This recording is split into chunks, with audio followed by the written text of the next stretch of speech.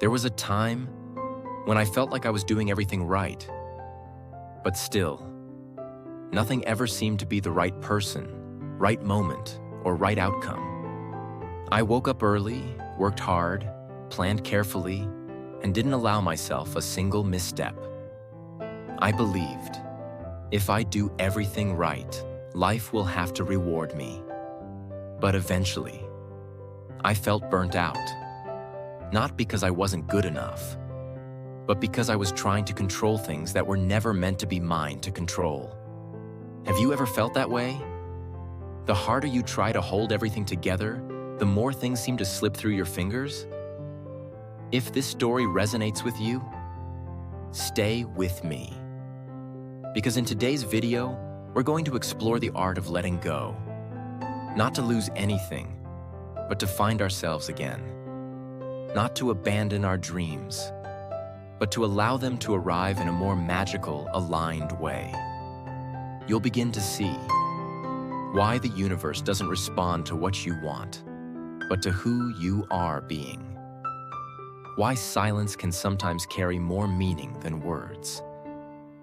And how to stop forcing things and still receive what you truly deserve. I'm not here to tell you that just believe and everything will come. And I'm definitely not asking you to give up on effort. I'm simply inviting you to take a few moments, breathe deeply, and see life from a different lens. Because who knows, maybe in this very moment, what you've been searching for is quietly finding its way to you.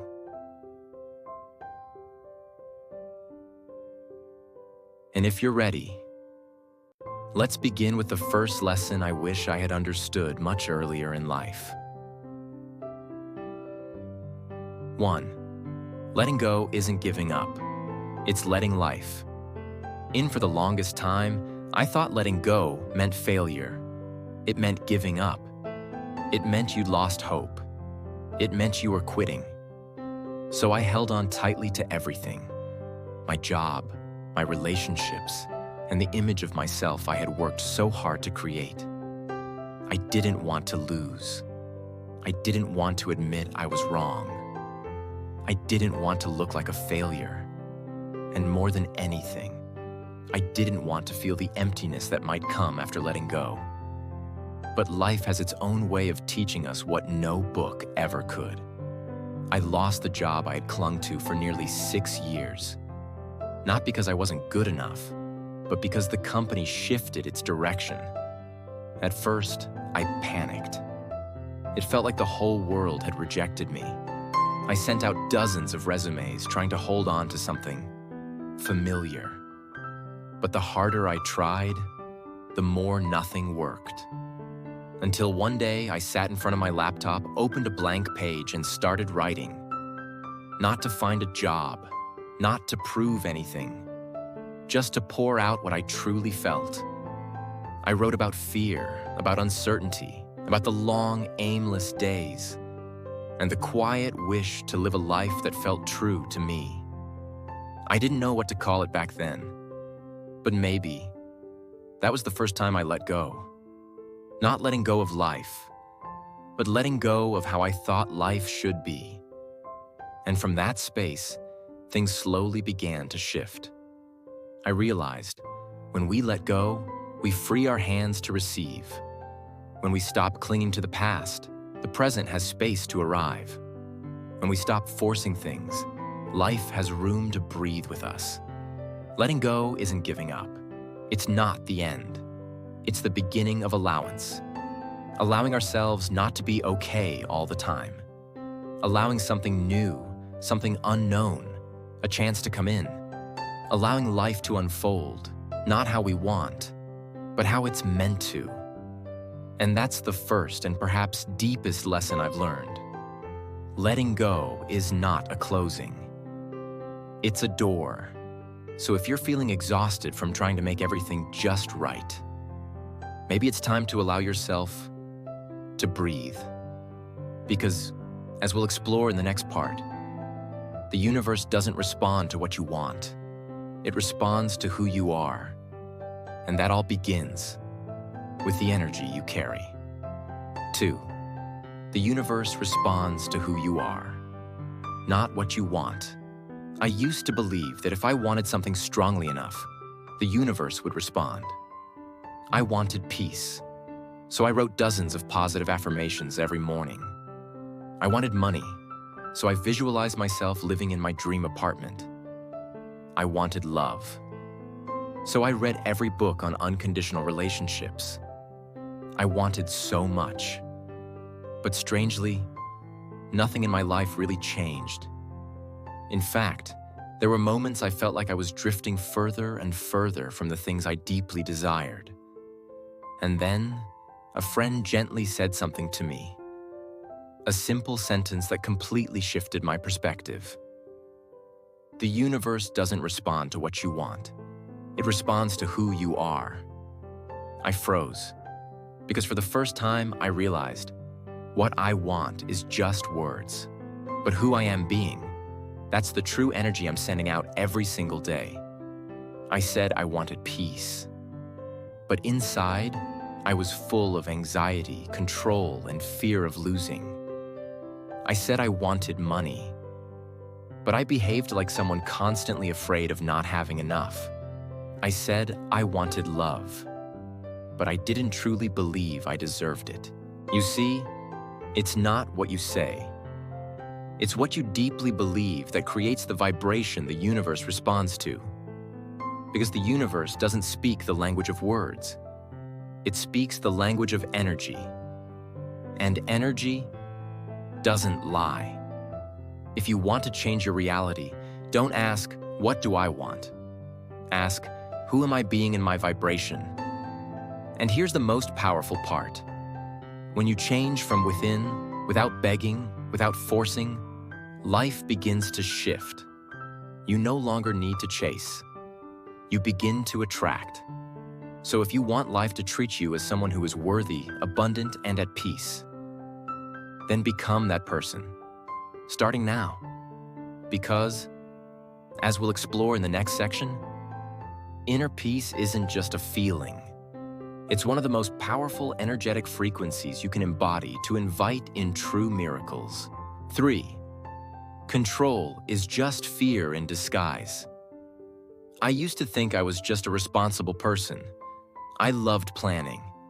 Everything had to be on time, in order, and up to expectations.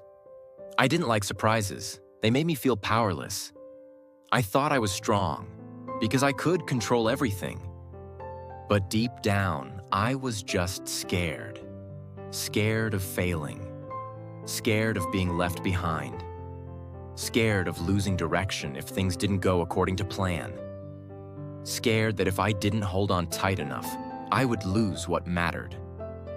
And then I realized, control isn't a sign of strength. It's the armor of a trembling child inside, trying to feel safe. I remember taking a trip with my ex-partner. I planned every hour of it, where we'd eat, what we'd do, how we'd get there. I just wanted everything to be perfect. But after one late morning caused by traffic, I snapped. He looked at me and said, "We're on vacation, but it feels like I'm in a board meeting." That hit me hard. I realized I wasn't trying to create joy. I was trying to control the trip to avoid disappointment. We control things when we don't trust they'll turn out well on their own. We control because we don't trust others, or even ourselves. We control because we don't allow life to be life. But the more we control, the more we exhaust ourselves. It's like gripping a rope too tightly. You won't lose it, but you'll hurt your own hand in the process. So next time you catch yourself trying to control something, pause and ask, what am I afraid of? Maybe you don't need control. Maybe you just need comfort. Maybe you just need someone, even if it's yourself, to tell you, you'll be okay, even if things aren't perfect. And sometimes, in the exact moment you let go, that's when the beauty begins to arrive. Because, as we'll see in the next section, the more you force something, the more you block it. 4. What you force, you block. Have you ever tried to make everything perfect, only for it all to fall apart? I have, more times than I can count. There was a time when I'd wake up every morning with a strict list of things that had to happen. I set very clear goals. Get new clients this week, release a video on schedule, hit a specific number of views. I thought, the tighter I grip the schedule, the harder I push, the more the universe will reward me. But what actually happened was the opposite. The harder I pushed, the slower everything became. The more desperately I tried to go viral, the more my views dropped. The more I obsessed over earning money this week, the quieter my inbox became. I panicked, got frustrated, wanted to give up. And then a friend said to me, "Some things can't be forced, they can only be invited." That changed everything. I realized that every time I forced something to happen, I was sending the universe a message that said, "I don't believe it'll come on its own. I don't believe I'm worthy of it. I need to fight for it, hold it tight." And that anxious, desperate energy was actually blocking the very things I wanted. It's like when you try to make someone fall in love with you. You do everything. Text first, send gifts, prove yourself. But the harder you try, the more they pull away. Not because you're not lovable, but because the energy you're radiating is, "I'm lacking, I'm afraid, I need you to fill this void." And love, just like any miracle, doesn't bloom from a place of scarcity. So next time you feel like you're forcing something to happen, ask yourself, am I trusting or panicking? Because sometimes letting go isn't giving up. It's removing resistance. And the moment I started to let go, I didn't do less.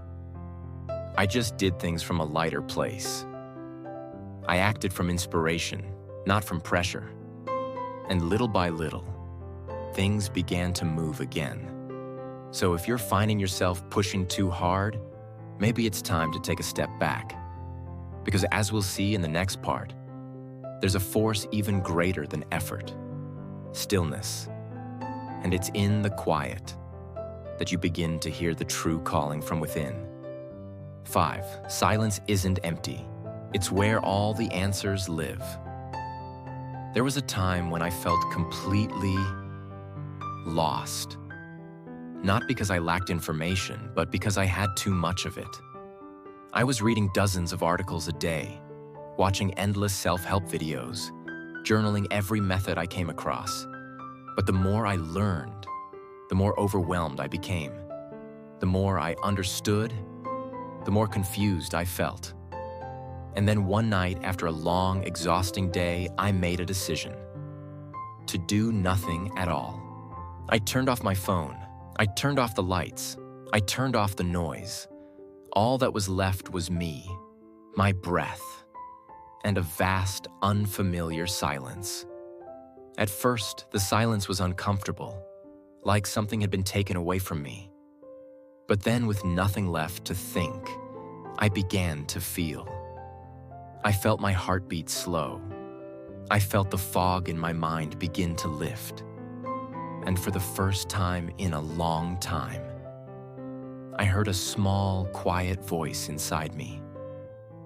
Faint, but true. We live in a noisy world. News, social media, deadlines, expectations, all of them constantly pulling us away from ourselves. The noise convinces us we have to react, to reply, to do something immediately. But here's the strange truth I've come to realize. The real answers don't come from the noise. They live in the space between the noise. Silence isn't empty. Silence is fertile ground, where intuition can grow. Like a still lake, you can only see the bottom when the water is calm. So if you ever find yourself feeling scattered, tired, disconnected, don't go searching for another opinion. Try this instead. Turn off the noise. sit still, and listen. You might be surprised to find that peace doesn't come from knowing more.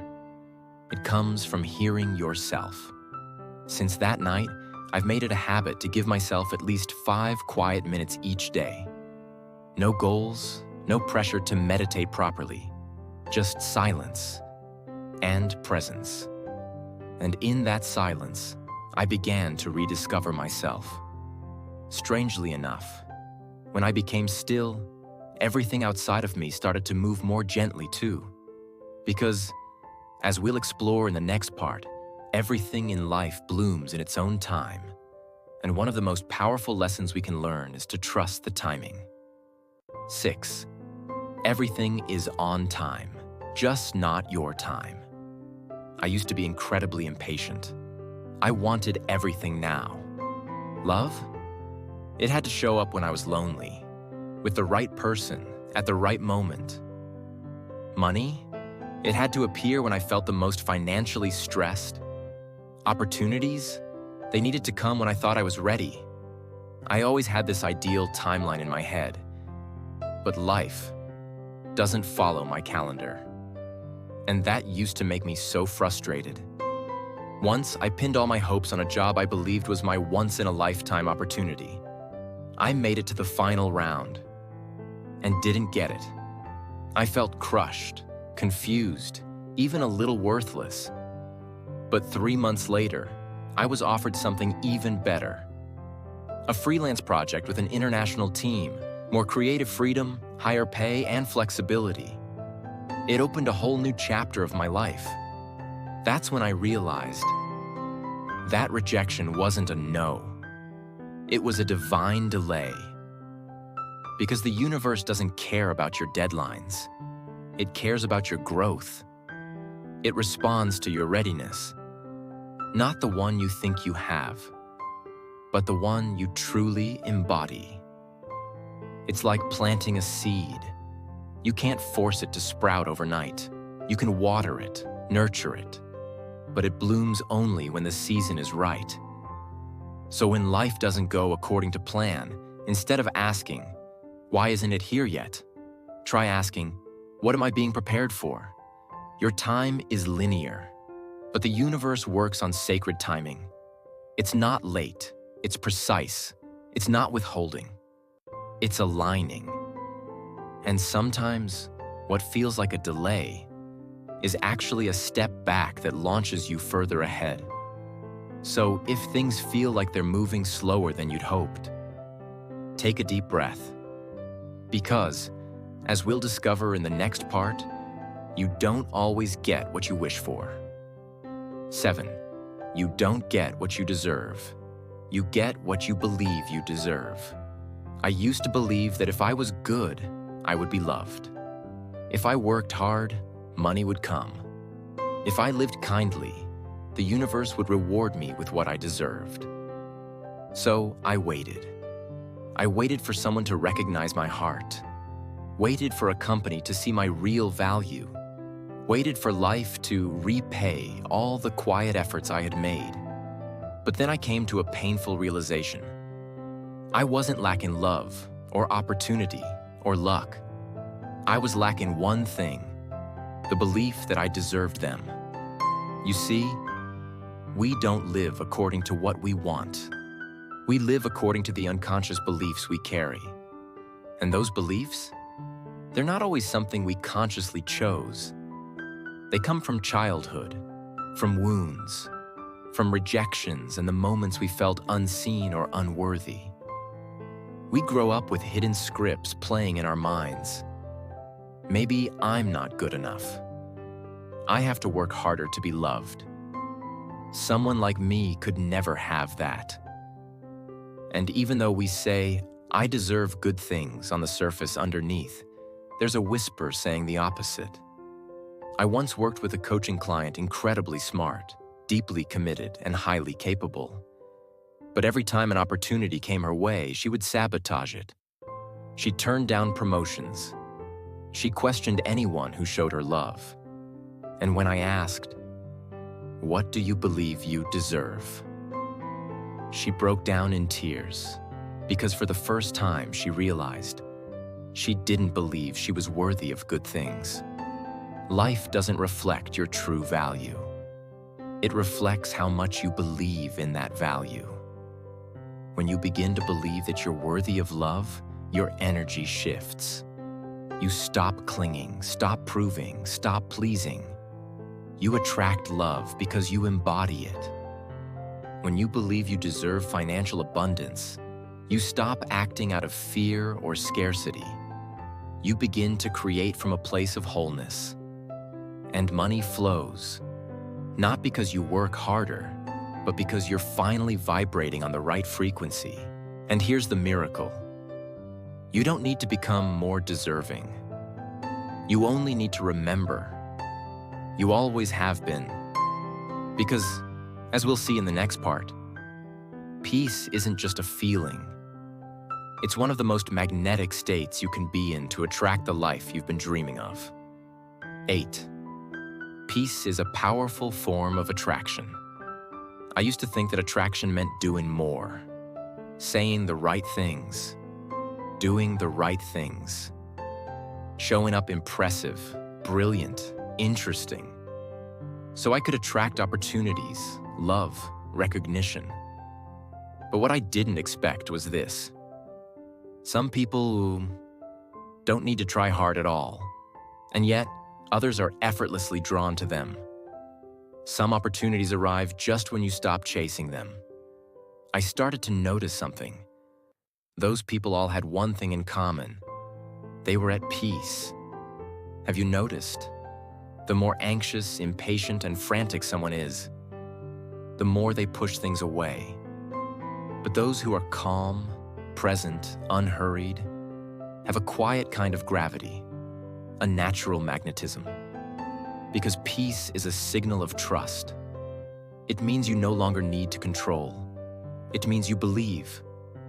Good things are on their way, and I don't have to fight to keep them. I remember going to a job interview once. That day, I didn't over-prepare. I didn't rehearse the perfect answers. I simply showed up, fully present, truly listening, calmly responding. And that was the job I got. Ironically, the ones I had meticulously prepared for, I never landed them. Later, I realized I had walked in with the energy of sufficiency, not desperation. And that energy attracted a better outcome than I could have imagined. You don't always need to do more to attract. Sometimes, the most powerful thing you can do is sit still, take a deep breath, and return to your inner stillness. Because when you're at peace, you stop broadcasting worry, fear, or lack. And when that resistance disappears, life can finally come in.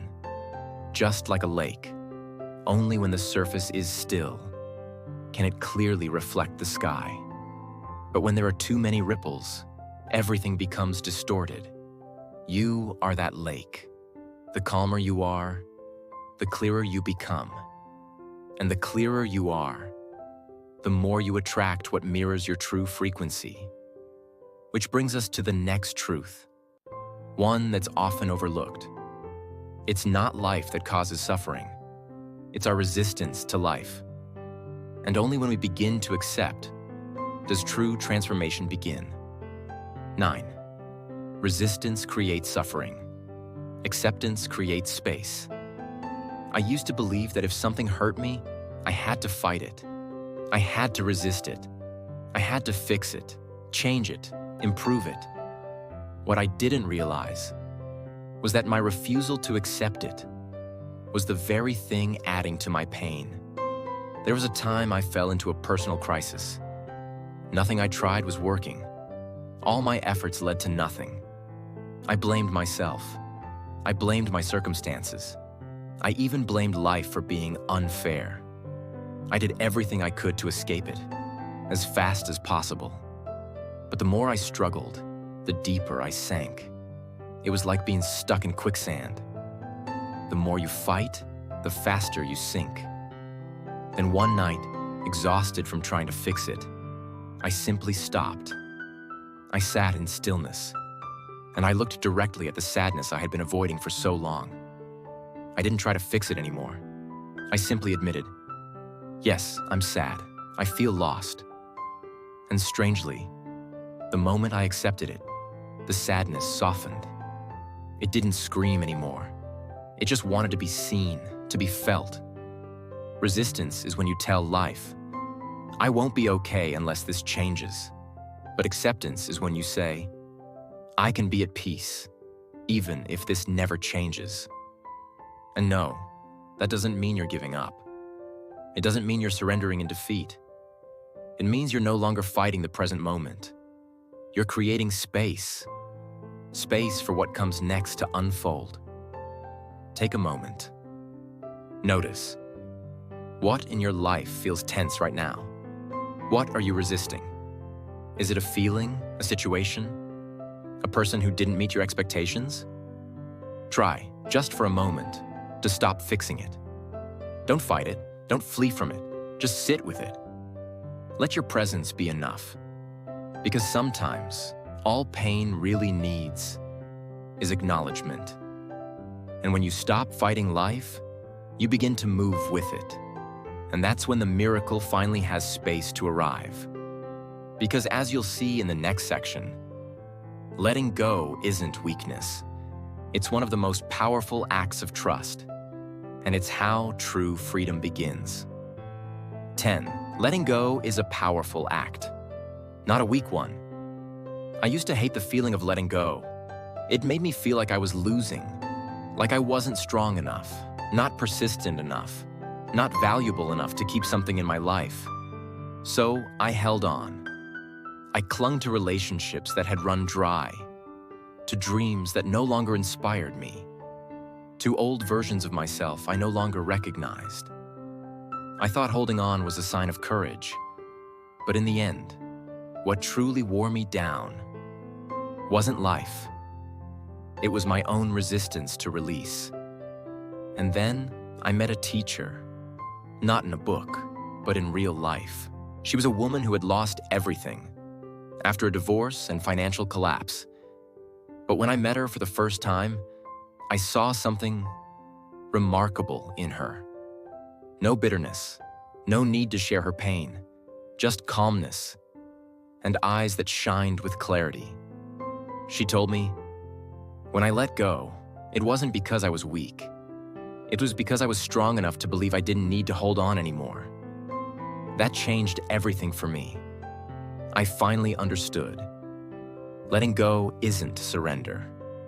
It's an act of deep trust. Trust that you don't have to cling in order to be happy. Trust that if something is truly meant for you, it will stay. And trust that if it leaves, what's coming next is meant for who you're becoming. Letting go requires immense inner strength because it doesn't come from helplessness. It comes from maturity.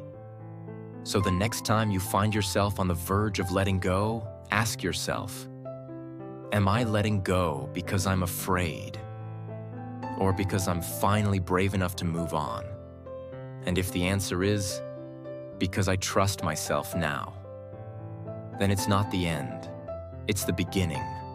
Because the truth is, you don't need to hold everything together to be strong. Sometimes real strength is knowing when it's time to put the weight down. And here's the beautiful part.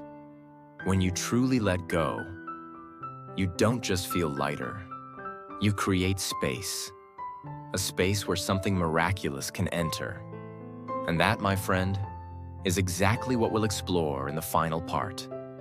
11. When you let go, miracles begin to find you. There's a strange paradox in life. The more we chase something, the more it seems to run away. But the moment we gently let go, it somehow finds its way back to us. I didn't truly understand this until I lived it. There was a time I loved someone deeply. I did everything I could to make them stay. I tried to become more lovable, more successful, more worthy. I believed that if I just tried hard enough, they would finally see my value. But the more I tried, the smaller I felt. And in the end, they left anyway. I was heartbroken. I blamed them. I blamed myself. I felt like I wasn't enough. Until one day I sat alone. No more words to say, no more tears left to cry. And in that stillness, I let go, not of them, but of the expectation that said, they have to stay for me to be happy. And in that moment, I felt the first spark of healing. Letting go doesn't erase anything. It simply returns you back to yourself. It gives you back space in your heart, your mind, your life, for something better to enter. It's like a room. You can't bring in anything new if you haven't cleared out the old. It's like your heart. It can't receive new love if it's still filled with fear and old shadows. And slowly, almost quietly, the miracles began to arrive. Not in grand cinematic ways, but gently. A phone call at just the right moment, an unexpected email, a message from an old friend, a new opportunity, in the exact field you've been dreaming about. Or maybe just a peaceful morning where you wake up feeling a little lighter than the day before. Miracles don't come because you work harder than everyone else. They come when you stop resisting the natural flow of life. And the very first step is letting go. The universe always wants to bring you what's good, but it can only do that when you're brave enough to release what's been holding you back. Because when you let go, you're not just creating space. You're sending the universe a clear, powerful message. I'm ready. You may not remember all 11 lessons we've shared today, but if there's only one you take with you, let it be this. You don't have to do anything more to deserve peace. You simply have to trust and let go. Because sometimes the very thing you've been searching for is already standing at your door, just waiting for you to open your heart.